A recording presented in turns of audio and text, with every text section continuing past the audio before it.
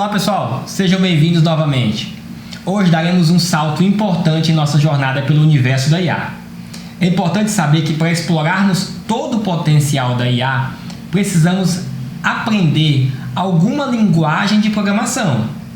Além disso, é honesto destacar que você consegue implementar IA com qualquer linguagem de programação.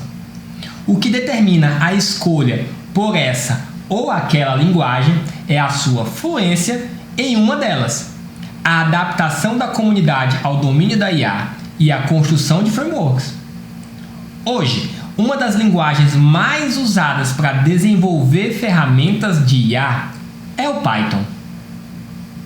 O Python é uma linguagem de alto nível, interpretada, de script, imperativa, orientadas a objeto, funcional, de tipagem dinâmica e forte.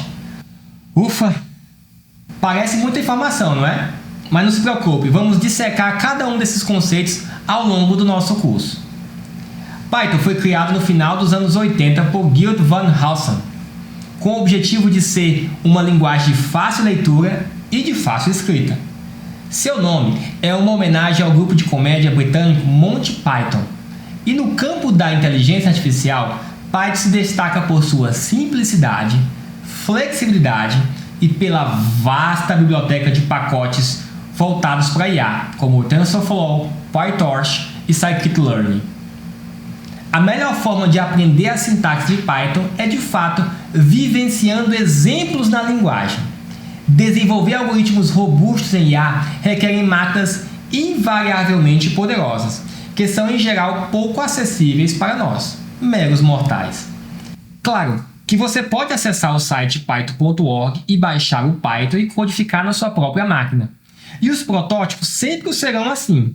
Mas eu sempre recomendo que quanto antes se adapte à utilização de um Jupyter Notebook, melhor será a sua curva de adequação à linguagem e aos modelos de IA. O Jupyter Notebook é uma aplicação web interativa que permite a criação e compartilhamento de documentos computacionais que contém código ao vivo, equações, visualizações e texto narrativo.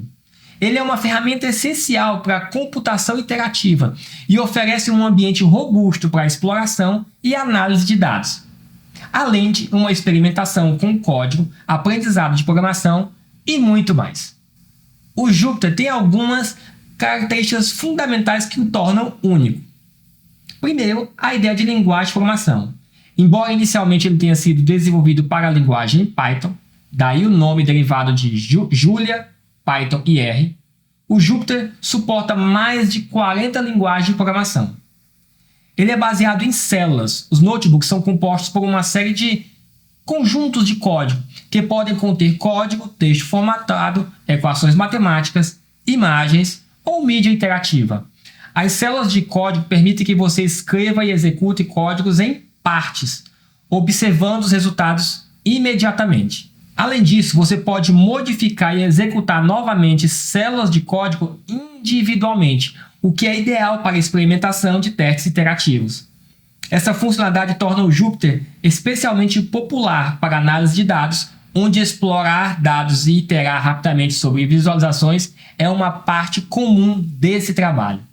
O Jupyter ajuda na visualização de dados, porque suporta bibliotecas de visualização de dados como Matplotlib, Seaborn e entre outras, permitindo a criação direta e fácil de gráficos e visualizações interativas dentro do próprio notebook.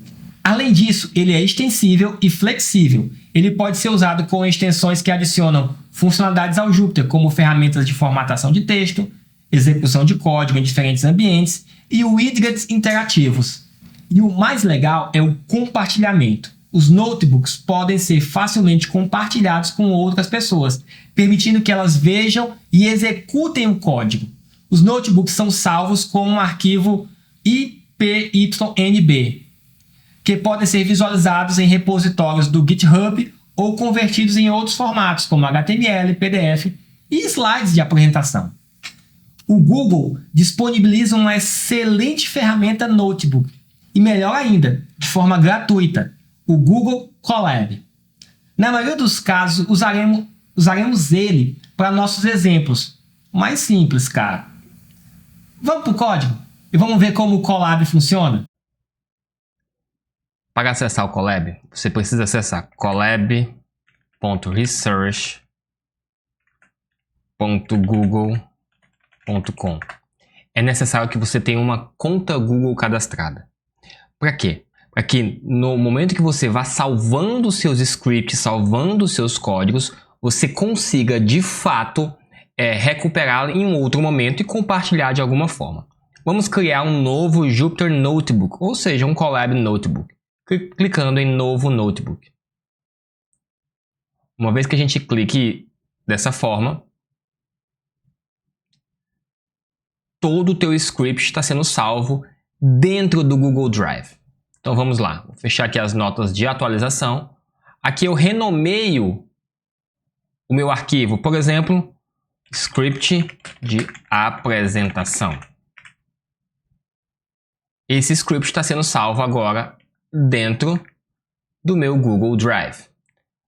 O Colab necessita que uma máquina seja inicializada. Para eu executar essa inicialização, basta eu clicar aqui em conectar.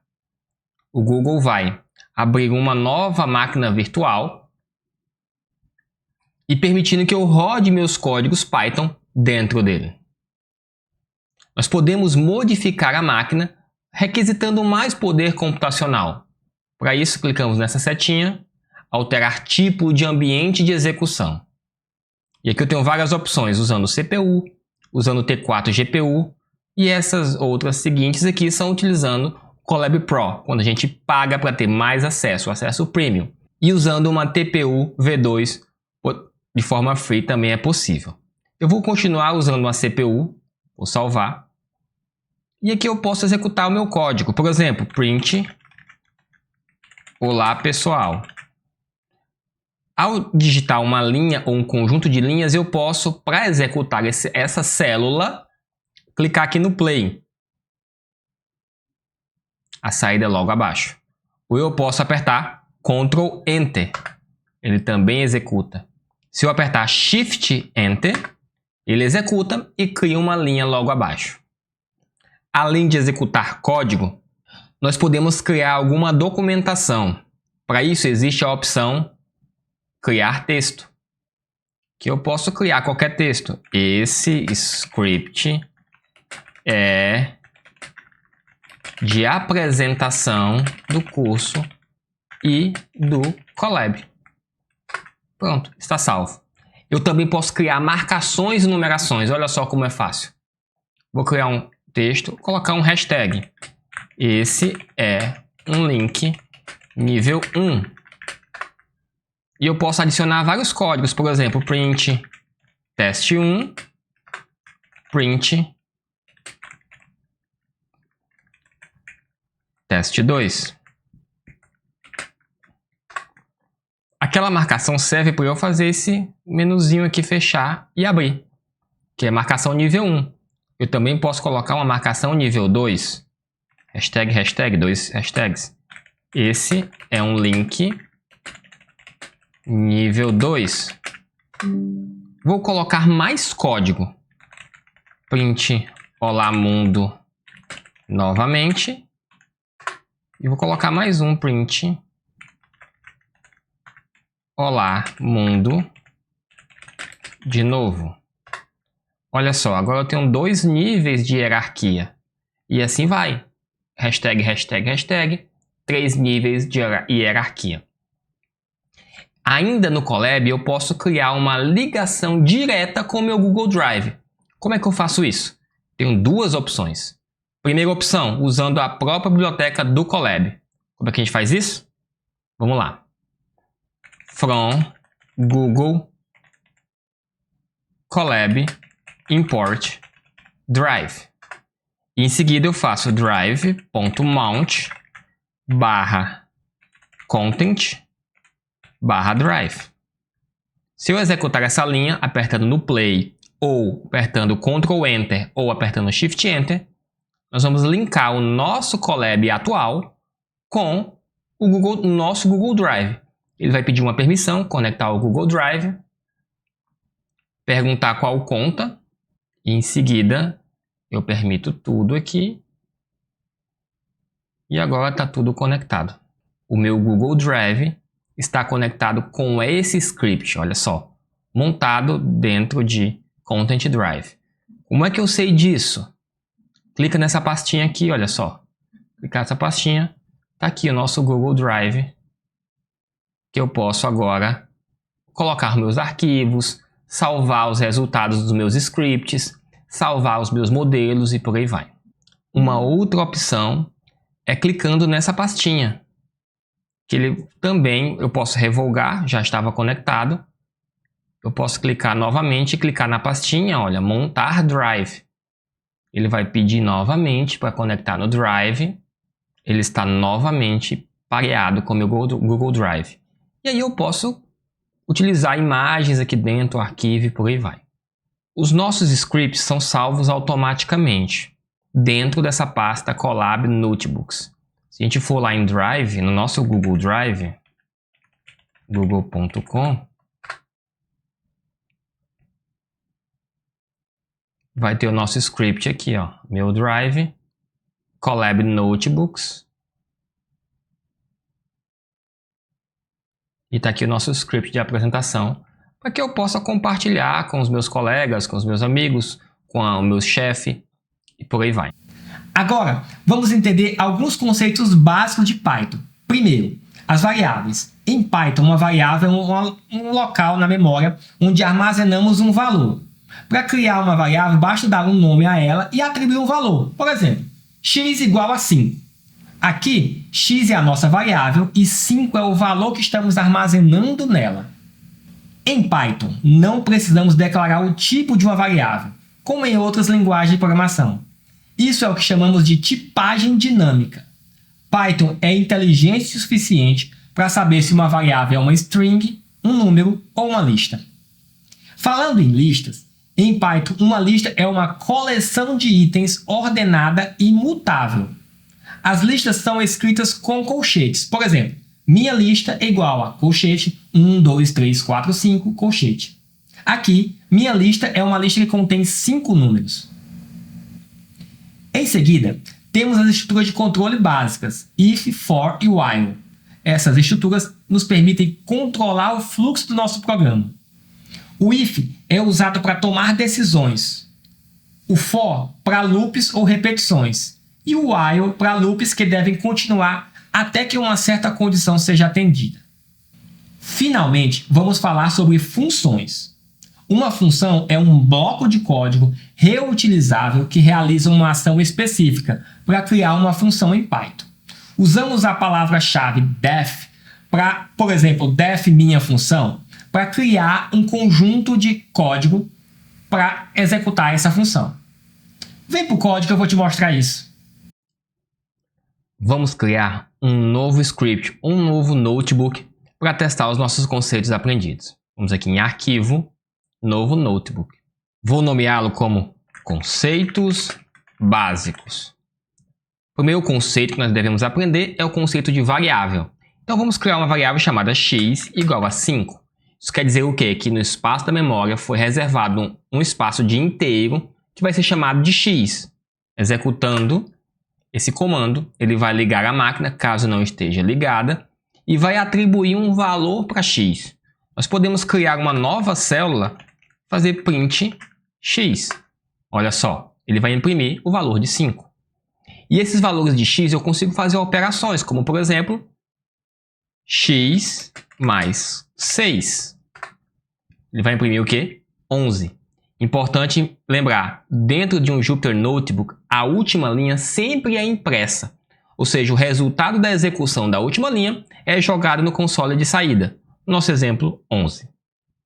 Para entendermos o if, basta primeiro entendermos que ele é um analisador de condições booleanas. Ou seja, caso a condição seja verdadeira, o bloco de código abaixo é executado. Caso não, ele segue adiante. Por exemplo, if x igual a 5, print o número x é 5. Olha só, ele executa, o número x é 5. A contrapartida é o else.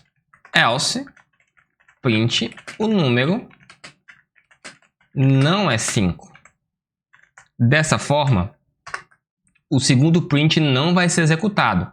A condição booleana if testa se isso aqui, o que está aqui dentro de x é igual a 5. Caso verdade, executa o bloco de código interno, identado, orientado pela indentação. Caso não seja verdade, ele executa o else. Se por um acaso colocarmos x igual a 14, olha só o que vai acontecer. Eu vou executar essa mesma célula. X não é igual a 5, então ele não executa esse bloco de código. Ele vai executar esse. Até o momento, x é do tipo inteiro, mas eu posso mudar em qualquer momento para qualquer outro tipo. Por exemplo, x igual, essa é uma string. Olha só, vou dar um print em x agora.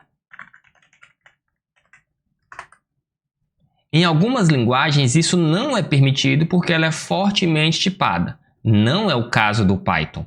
Python é fracamente tipado e eu consigo modificar o tipo dele em tempo de execução. Eu tenho um outro tipo importante que precisamos entender, que é o tipo de lista. Vamos colocar x igual, abre colchete, 1, 2, 3, 4, 19 e teste. Nossa lista em Python, ela não é necessariamente um array, mas um conjunto de objetos. Olha só, eu tenho números inteiros e no final eu tenho um texto. E eu poderia continuar com números inteiros aqui. Isso é uma lista em Python. Outra instrução importante é o for. Nós podemos executar um for dentro de uma lista. Por exemplo, for i é um índice, ou seja, um indexador para a lista, in x, ou seja, para cada elemento dentro de x, faça print i. Então ele vai executar percorrendo essa lista um por vez e imprimindo o elemento que está lá dentro. O elemento i. Então ele imprimiu 1, 2, 3, 4, 19, teste, 10 e 12. Isso é uma estrutura de repetição. Outra estrutura de repetição é o while, que vai verificar quanto uma condição for verdadeira. Então, enquanto algo for verdade, print ainda é verdade. Esse while aqui é dito um while infinito, porque nada muda a condição do while. Mas vamos modificar aqui e colocar uma variável chamada auxiliar igual a 10. While auxiliar maior do que 0, ainda é verdade. Vou também printar o valor de aux vou colocar aux aqui no finalzinho. E vou decrementar o valor de aux. Aux é igual a aux menos 1. Para você que já é perito em programação, sabe que isso aqui eu estou decrementando a variável de aux. Ok? Eu poderia fazer tanto dessa forma, quanto dessa forma. Tá? Vou executar esse código. Olha só, ainda é verdade, o valor de aux é 10. Ainda é verdade, o valor de aux é 9. Ele executa até o valor de aux igual a 1. Com essas três estruturas, if, else, for e while, você consegue implementar quase todos os programas de inteligência artificial. Claro que a gente vai ver ainda list comprehension e algumas técnicas mais avançadas, mas isso é o básico que nós precisamos aprender do que é o Python. Para mais referências, eu vou deixar um link nessa aula sobre a documentação do Python e algumas dicas de como programar melhor nessa linguagem. Agora imagine que nós precisamos encapsular algumas funções e executá-las várias vezes. Por exemplo, imprimir feliz aniversário para uma pessoa.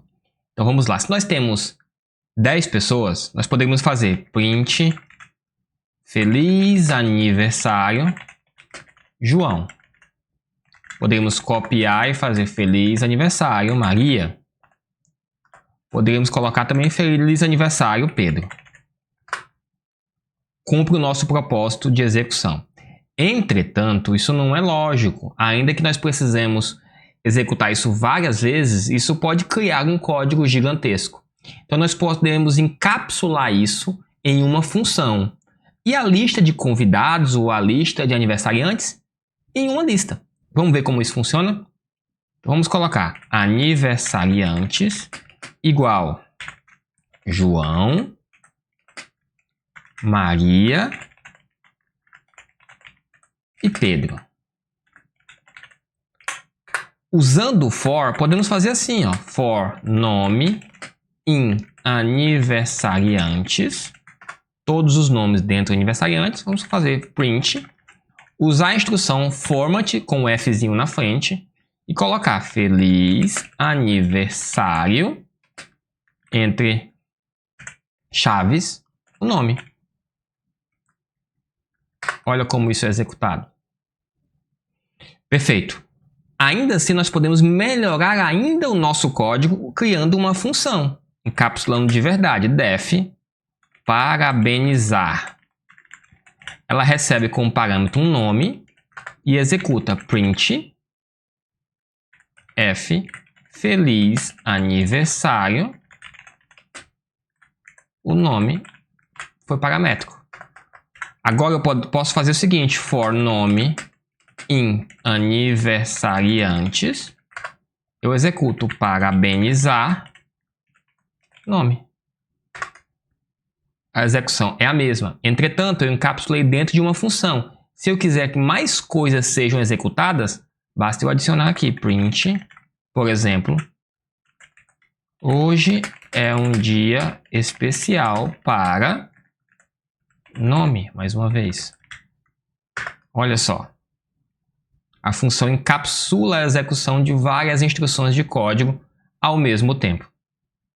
Compreender esses conceitos é fundamental para explorar a inteligência artificial com Python. Eles formam a base de muitos algoritmos e técnicas de IA. Por exemplo, podemos usar listas para armazenar conjuntos de dados, estruturas de controle para manipular esses dados e funções para criar nossos próprios algoritmos de IA. Lembre-se, a prática é a chave para o domínio.